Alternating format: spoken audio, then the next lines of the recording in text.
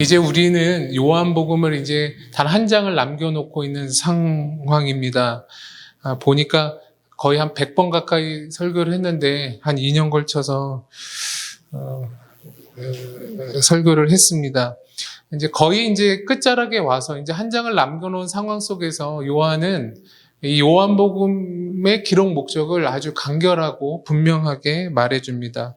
20장 31절 말씀인데, 오직 내가 이것을 기록한 목적은 너희로 예수께서 하나님의 아들 그리스도이심을 믿게 하려 함이요, 또 너희로 믿고 그 이름을 힘입어 생명을 얻게 하려 함이니라. 이렇게 분명하게 이야기하고 있습니다. 그러니까 요한복음은 예수를 실제로 보지 못했던, 그리고 보지 않았던, 하지만 지금 믿고 있는 자들을 위한 책이 요한복음인 것입니다. 20장 31절에 오직 이것을 기록함은 너희로 할 때 이 너희라는 말이 수신자가 누구냐면 사실상은 제자들 아닌, 보지 못하고도 지금 믿고 있는 너희, 이것이 이제 요한복음의 독자들이겠죠. 그러니까 제자들 다음의 사람들, 이 사람들이 이제 요한복음의 이제 실제적인 독자였을 것입니다.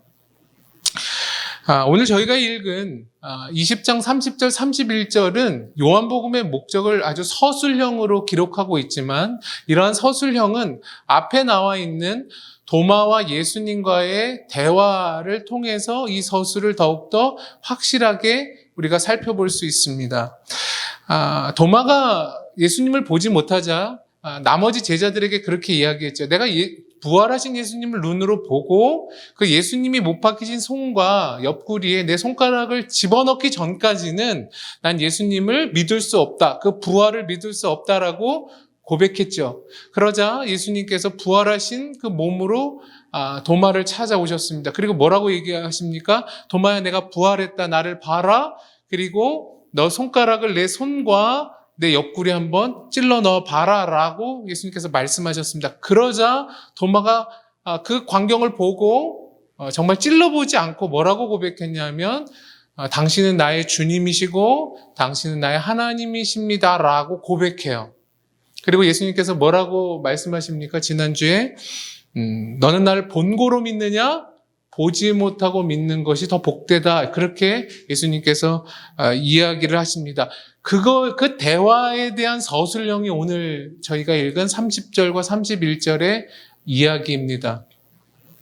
여러분, 도마는 누구입니까? 도마는 여기서 나머지 열제자의 대표입니다. 도마를 포함한 11제자의 고백은 뭡니까? 이제까지 20장의 고백은 나는 예수님을 보지 않고서는 믿지 못하겠다. 이것이 도마를 포함한 제자들의 신앙 고백이었습니다. 근데 예수님은 뭐라고 얘기합니까? 너희들 봐야겠다라고 자꾸 얘기하지만 보지 않고도 믿을 수 있다. 그게 더 복되다. 이렇게 예수님께서는 이야기하십니다. 예수님께서는요, 공생의 기간 동안에 본인의 제자들에게 많은 것들을 보이셨어요. 표적뿐만 아니라 여러 가지로 예수님은 3년 동안에 보이셨습니다. 그러니까 오늘 요한은 뭐라고 얘기하죠? 20장 30절에 예수께서 제자들 앞에서 이 책에 기록되지 아니한 다른 표적도 많이 행하셨으나, 이렇게 얘기해요. 그러니까 요한이 제자의 입장으로 볼 때 예수님은 정말 기록하기도 정말 내용이 많은 그러한 내용들로 표적을 제자들에게 보이셨다라고 얘기를 해요. 여러분, 그러한 표적이라고 하는 말은 뭡니까? 성경에서 표적을 보이셨다는데, 표적은 사인이죠. 무엇인 게 나타난 것입니다. 현상들이. 그러니까 우리가 이해하기 좋은 것은 표지판이라고 얘기하는 거죠. 표지판이 무언가 이렇게 가리키잖아요. 사인이잖아요. 근데 표지판의 역할은 뭐죠? 무언가를 가리키는 것, 지시하는 것에 그 의미가 있는 거죠. 그러니까 표적이라고 하는 건 어떤 사건이 벌어지는 것인데, 그 사건은 사건 자체의 의미보다도 사건이 표지판처럼 뭔가를 가리키는 것이 더 중요하다라고 하는 것이 표적의 의미입니다. 근데 모두가 보통 그 표적에 함몰되잖아요. 어떤 현상에. 표적은 그러한 의미보다 훨씬 큽니다.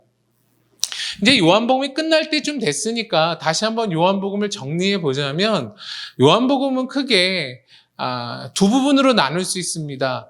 구조적으로 2장부터 12장까지는 표적의 책이라고 해서 표적이 많이 등장해요. 표적을 여기다가 요한은 몰아서 기록을 해요. 그래서 우리가 잘 아는 것처럼 7개의 표적이 나옵니다. 잘 아는 것처럼 물이 포도주가 된 사건, 그리고 왕의 신하의 아들을 고친 사건, 그리고 38년 된 병자를 치유한 사건, 오병이어 사건, 바다 위를 걸으신 사건, 소경을 눈뜨게 하신 사건, 죽은 나사로를 살리신 사건, 이러한 놀라운 표적의 사건이 2장에서 12장까지 포진해 있어요. 근데 요한은 이것보다 훨씬 더 많은 표적이 있다라고 얘기하죠. 하지만 대표적인 7가지의 표적을 앞부분에 기록하고 13장부터 20장까지는 영광의 책이라고 그래서 예수님 자신이 자기를 이제 밖으로 드러내는 이야기들이 등장하죠.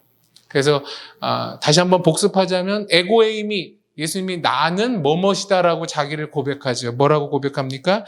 생명의 떡, 내가 세상의 빛, 내가 양의 문, 선한 목자, 내가 부활이요 생명, 내가 길과 진리와 생명이다. 그리고 난 참포도 나무다라고 하면서 7가지로 자신을 뭐라고 얘기합니까? 누구다라고 증명해요. 그러니까 요한복음은 큰 뼈대 2개가 있는데 하나는 표적에 관계된 내용으로 전반부를 이야기하는 반면에 다른 7가지의 예수님의 자기 증거, 이것이 이제 후반부에 등장하게 됩니다.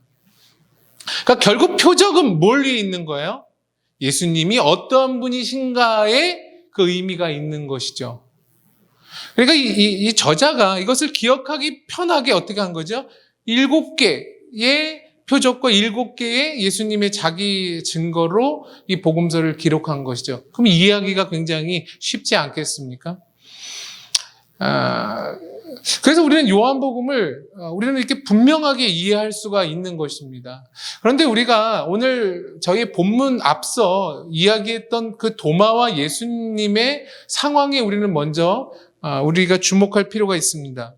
우리가 잘 아는 것처럼 예수님은 부활하신 다음에 자기가 부활했다라고 하는 사인을 제자한테 보이십니다. 그 사인이 뭐죠? 못 박힌 손과 창에 찔린 자신의 옆구리였습니다.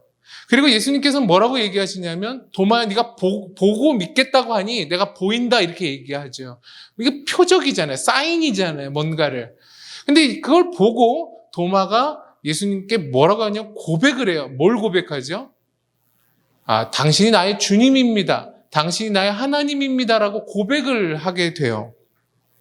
여러분, 선택된 자녀, 제자에게 있어서 표적은 참다운 신앙의 고백으로 이끕니다. 이것이 표적이 하나님의 자녀에게 행하는 일이에요. 하지만 우리는 표적을 본다 해서 모두가 예수님을 믿는 건 아닙니다. 그것을 알 필요가 있습니다. 여러분, 아까 표적이 2장부터 12장까지 등장한다고 했는데, 여러분, 표적이 끝나는 그 12장에는 이런 기록이 있어요. 요한복음 12장 37절에 이렇게 많은 표적을 그들 앞에서 행하셨으나 그를 믿지 아니하니라고 요한은 이야기해요. 이렇게나 많은 표적을, 그들이라고 하는 사람은 누구죠? 유대인들이죠. 유대인들 앞에서 예수님께서 숱한 표적을 보이셨건만 그 유대인들은 그 표적을 보고서도 예수님을 믿지 않았다라고 하는 것이 요한의 고백이에요. 여러분, 서기관, 그리고 바리새인, 그리고 유대인들, 이러한 자들이 예수님의 말씀과 예수님의 표적을 보고 나서 이들의 반응은 뭐냐면 성경 내내 오해였습니다. 오해. 표적이 오해를 낳더라. 그리고 오해를 넘어서 뭘 낳냐면 부정을 낳더라. 거부함을 낳더라. 거부하면서 끝난 게 아니라 어디까지 갔죠? 죽음에까지 이르더라. 그러니까 표적이 결국 뭘 만들어요? 오해를 만들고 부정을 만들고 결국 죽음에 이르기까지 만들더라, 이것이죠. 그러니까 우리는 다 표적을 보고 믿었으니까 다 믿을 거라고 생각하지만 그렇지 않습니다. 우리가 은혜 받은 걸로 전도한다고 사람들이 변화받지 않지 않습니까? 그 표적이 믿는 자에게 하는 일들입니다. 여러분, 표적, 상황이 사람을 바꾸지 않습니다. 하나님, 뭔가 일을 일으켜 주십시오. 기적을 일으켜 주십시오. 살려 주십시오. 하나님, 부자 되게 해 주십시오. 하나님, 뭔가 달라지게 해 주십시오. 그럼 내가 하나님을 잘 믿겠습니다. 우리는 어떤 이런 상황에 놀라운 기적이 우리를 바꿀 거라 생각하지만 성경은 수많은 사람들이 기적을 경험하고 보았음에도 불구하고 주님을 죽이더라는 걸 우리는 보게 됩니다. 누구만 우리를 바꾸시죠? 하나님만 인간을 바꾸십니다. 하나님이 표적을 쓰셔서 인간을 바꾸시는 거지 표적이 인간을 바꾸는 게 아닌 것입니다. 예수님께서 도마를 포함한 제자들, 우리 모두에게 분부하는 것이 있다면 믿는 자가 되라는 겁니다. 신자가 되라는 거죠. 20장 27절에 뭐라고 얘기합니까? 도마에게 이르시되 믿음 없는 자가 되지 말고 믿는 자가 되라 이겁니다. 그러니까 제자들에게 하신 말씀입니다. 크리스찬이라고 말하는 우리 모두에게 믿는 자가 되라고 이야기하는 겁니다. 목사들에게 믿는 자가 되라고 이야기하는 것입니다. 우리가 믿는 자가 되라는 말은 우리 모두가 의지와 우리들의 능력을 동원해서 믿음을 만들어내라는 말이 아닙니다. 우리는 믿는 자가 되라 그러면 그래 오늘서부터 내가 믿는 자가 돼야지. 그래 할 수만 있다면 마음을 집중해가지고 내가 의지를 다 발동해서 이제 내가 예수님을 믿어야지. 우리는 그렇게 해서 예수님을 믿을 수 있는 게 아니라 내가 너에게 믿음을 만들어내기 위해 노력하는 자라는 것을 아는 것이 중요합니다. 즐거우면 웃는 것처럼 놀라운 장면을 보면 감탄하는 것처럼 없는 장면을 감탄할 수는 없고 재미없는 것을 웃을 수가 없습니다. 하나님 우리 가운데 놀라운 것을 보여주시고 경험시켜 주십니다. 내가 그것이 이제 믿는 자가 되라는 것이죠. 그러니까 오늘 도마 앞에 나타난 예수님은 자신의 부활을 그냥 증거하셨어요. 그걸 보자 더 이상 넣을 것도 없어서 손가락을 거기에 이렇게 넣을 필요도 없이 바로 엎드려 예수님을 고백하는 장면이 나오는 거죠. 그게 이제 믿는 자가 되라는 거죠. 내가 그렇게 너희들 믿는 자 되게끔 내가 그렇게 너희들의 삶을 인도할 거다, 보일 거다라고 얘기하시는 것이죠. 그래서 오늘도 하나님께서는 우리 모두에게 각자에 맞게 말씀으로 또 상황으로 환경으로 또 기적 같은 일들로 우리에게 보이심으로 하나님께서는 우리가 믿는 자가 되게 하십니다. 하나님께서 도마에게 하신 일이고 제자들에게 하신 일이고 우리 모두에게 하시는 일입니다. 여러분 표적이라고 하는 말 이제 지난주에도 한번 얘기했지만 표적이라고 하는 것은 자연주의 즉 보이는 게 전부인 세상 안에 이게 우리가 다 이게 보이는 게 전부인 세상 이 자연세계라고 하는 세계. 그러니까 이게 믿지 않는 사람들의 세계관이라고 지난주에 얘기했습니다. 자연주의는 보이는 게 전부다. 그러니까 믿지 않는 사람의 세계관인 거죠. 그걸 이제 지난주에 제가 철학적으로 내재라고 했습니다. 내가 감지할 수 있는, 느낄 수 있는, 보이는 그 영역을 자연주의 세계관이라고 하는데 자연주의 세계관에서 운영되는 법칙을 뭐라고 얘기하냐? 보통 자연법칙이라고 얘기합니다. 그러니까 자연주의 세계관, 눈에 보이는 세계관의 법칙은 자연법칙이죠.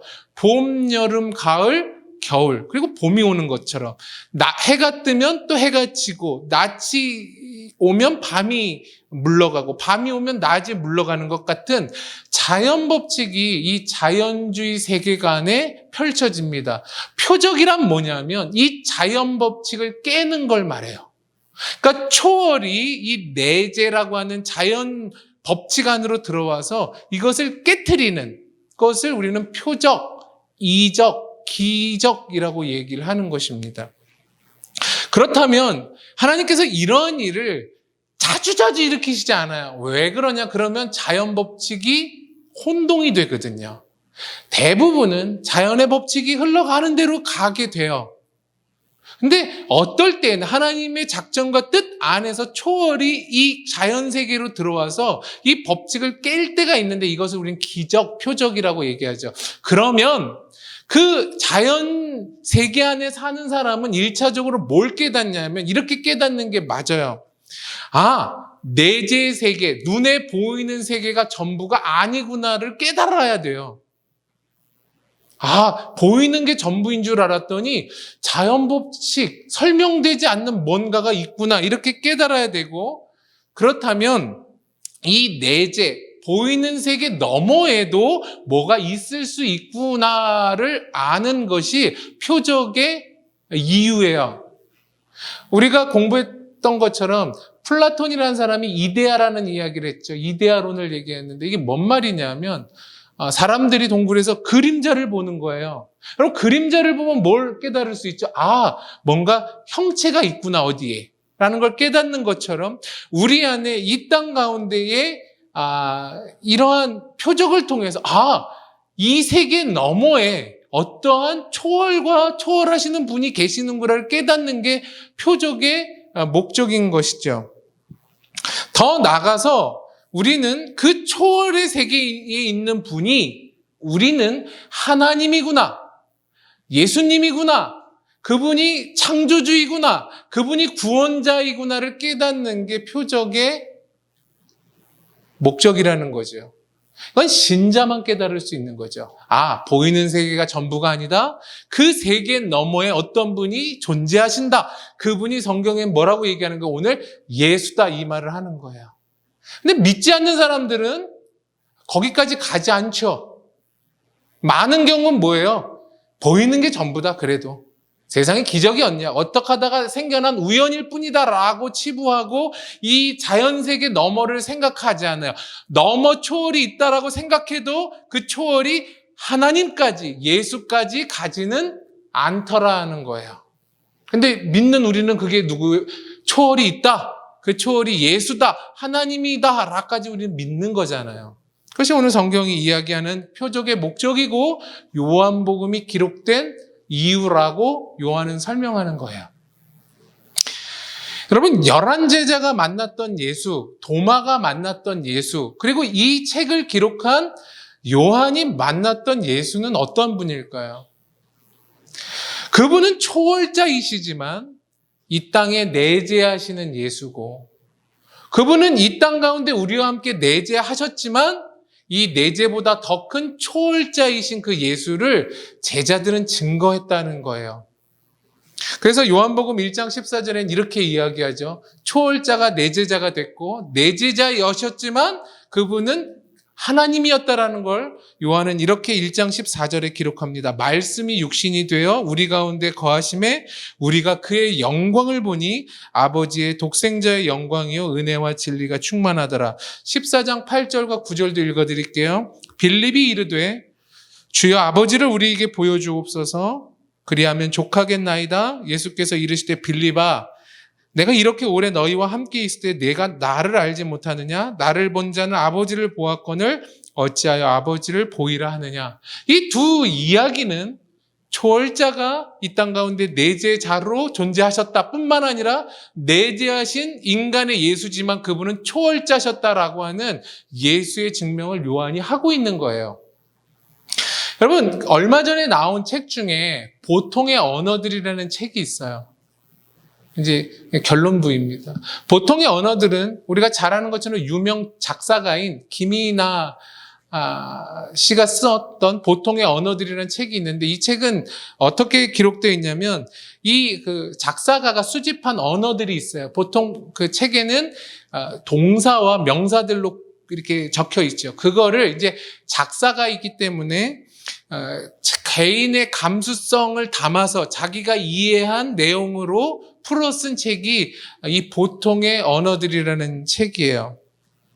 우리는 예수를 믿고 예수를 그토록 교회에서 많이 외치지만 이 여호수아, 예슈아라고 하는 이 예수라는 당시에 있었던 이름은 뭐 김예수도 있고 이예수도 있고 박예수도 있었겠죠. 이 흔했던 예수라고 하는 이름은 하나님께서 시대적인 단어를 차용하셔서 쓰신 거예요. 그게 이 요한복음에 의하면 그건 로고스예요. 로고스. 그러니까 로고스라고 말하는 것은 로마의 통치 있지만 여전히 문화적 배경으로서는 그리스의 문화에 영향을 받고 있는 그리스 로마 시대의 철학적인 용어가 로고스라는 거죠. 그걸 우리는 예수라고 말하는 거예요. 그래서 로고스라고 하는 뜻은 이런 뜻이에요. 마치 그 작사가가 보통의 언어들을 자기가 이해한 바로 설명하는 것처럼 그 당시에 차용했던 예수라는 이름은 사물의 존재를 규명하는 게 로고스예요. 그게 예수라는 말이죠. 이거 어렵습니다. 그냥 이게 뛰어넘으셔도 돼요. 대충 느낌만. 그래서 로고스라고 하는 그 뜻 안에는 수많은 뜻이 있어요. 우리가 다 이해 못할. 하지만 그 당시의 사람들은 척하면 알아듣는, 전라도 사람들이 거시기 그럼 다 알아듣는 거 있잖아요. 거시기. 같이 그 당시 로고스라고 한다면 그 문화의 배경에 있었던 사람은 얼추 이해했던 단어가 이 로고스인데, 로고스는 사물의 존재를 의미할 뿐만 아니라 그건 말, 이성, 그리고 법칙, 설명, 이유, 근거, 증거, 본질 등등의 여러 가지 의미가 이 로고스의 의미에 다 담겨 있다는 거예요. 그거를 하나님께서 인간의 언어 안에 자신을 담으셨다고요. 뭐가 더 크죠? 언어가 클까요? 존재가 클까요? 존재가 크죠. 그러니까 우리가 아는 것처럼 그 마술램프의 지니처럼 그 조그만 마술램프에 그 지니가 들어가 있는 것처럼 좁디 좁은 인간이 이해할 만한 납득의 단어 안에 예수라는 이름 안에 로고스라는 이름 안에 창조주의자 구원자이신 하나님이 담겨진 거예요. 그게 예수라는 의미죠. 풀면 지금 로고스라는 의미만 풀어도 우리가 이해를 못하지 않습니까? 존재의 존재를 규정하는 단어가 로고스인데 뭐 말이다, 이성이다, 증거다, 설명이다, 뭐 수많은 뜻이 담겨져 있는데 하물며 하늘의 하나님이 이 예수 로고스라는 의미에 담았는데 우리가 이걸 다 이해하기가 얼마나 부족하겠습니까? 하지만 그 당시에 그리스 로마 당시에 그들에게 있어서 로고스이자 예수였던 의미를 우리는 우리 시대에 밝혀내는 게 우리의 신앙의 숙제가 돼야 돼요. 이게 코로나 시대에 우리가 해야 될 고민이라고 생각합니다. 그러니까 그리스 로마 시대의 로고스는 초월자의 의미로서는 어떤 분이죠? 그분은 창조주다 이런 뜻이에요. 창조주라는 말은 뭐죠? 궁극적인 절대, 근원적인 실제 이런 뜻이 창조주라는 의미죠. 초월로서는. 그리고 초월로서 그분은 구원자다 이런 뜻이에요. 구원자는 뭐다? 유일하다 이런 뜻이죠. 그게 그 사람들이 썼던 로고스의 의미였어요. 그게 근데 내재의 세계로 와서는 어떠한 의미가 되겠습니까? 우리가 살고 있는 세계에 와서는 예수라는 이름이 성육신 그리고 그분의 공생애 표적과 말씀 그리고 그분의 죽음 그분의 부활, 그분의 승천, 그분의 재림이 우리가 납득할 수 있는 이 세계 안에 들어와서 설명되는 거예요. 그게 성경이고 그게 예수라는 뜻이죠. 그렇기 때문에 우리가 예수를 믿는다라고 말하는 것은 초월자이신 분과 이 땅 가운데 내재하시는 그 예수 그리스도의 예수됨을 믿는 거예요. 그런데 제가 이야기하고 싶은 건 한국 교회 안에는 초월의 하나님은 엄청 잘 믿어요.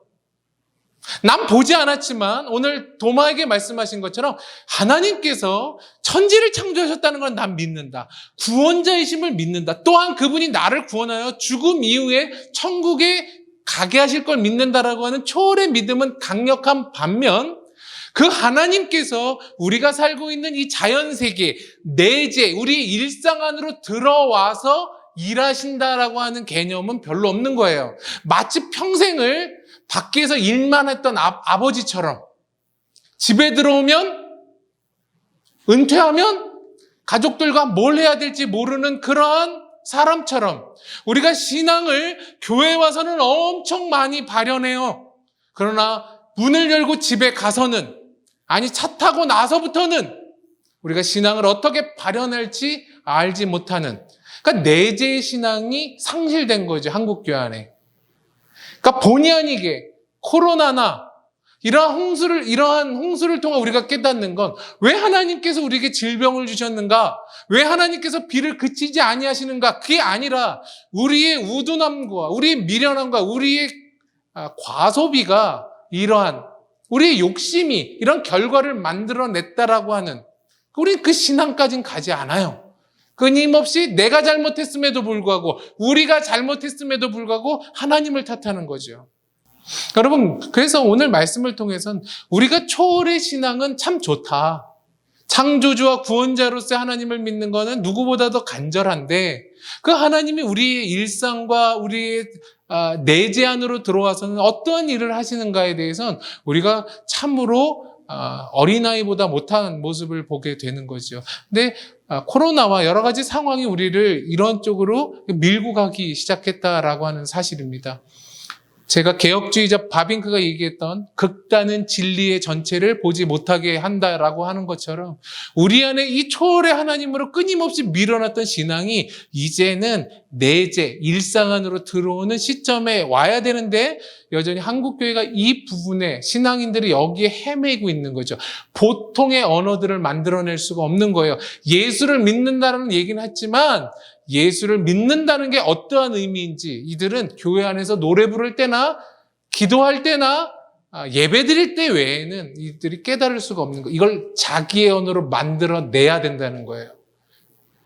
그러려면 우리는 성경이 말하는 복음과 예수라는 것이 이것을 기록했던 1차적인 이 기록자뿐만 아니라 2000년 동안 우리에게 내려왔던 건강하게 내려왔던 많은 신학자들과 목회자들의 그런 내용을 듣고 우리가 건강한 교회와 또 성령을 통해서 우리는 각자의 언어, 각자의 단어, 각자의 삶으로 살아내야 될 필요성을 갖고 있는 거죠.